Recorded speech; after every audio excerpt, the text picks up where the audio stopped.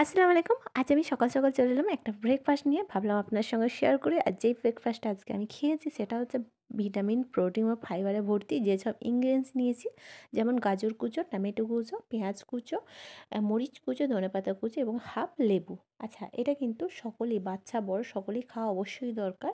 তো এখানে আমি ২ দিন ওভারনাইট মুগ ডাল ভিজিয়ে রেখেছিলাম আর কলা বেরিয়ে পড়েছে মানে বীজ বেরিয়ে পড়েছে। বীজ সমেত মুগ ডাল এবং ছোলাই বলেন না কেন অতিরিক্ত শরীরের পক্ষে স্বাস্থ্যকর একটা খাদ্য।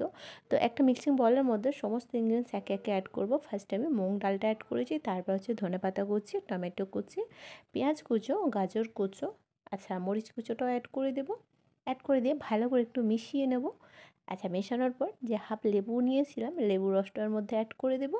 তারপর হচ্ছে 1 টিস্পুনও ব্ল্যাক সল্ট অ্যাড করব। তারপর ভালো করে মিশিয়ে নেবে। ব্যাস সকাল, সকাল এই নাস্তাটা কিন্তু খাওয়ার পর ব্রেকফাস্টটা পেটটা ভর্তিও থাকে। আর সত্যি কথা বলতে মাইন্ডটা একেবারে ফ্রি থাকে।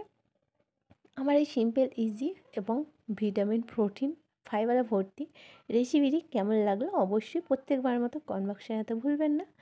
বাই দ্য ওয়ে আপনারা দেখছিলেন ইউনিক কিছু রেসিপি চ্যানেল। আজকের রেসিপি হলো চানা মুগ ডালও বলতে পারেন এবং মুগ ডালের চাটও বলতে পারেন।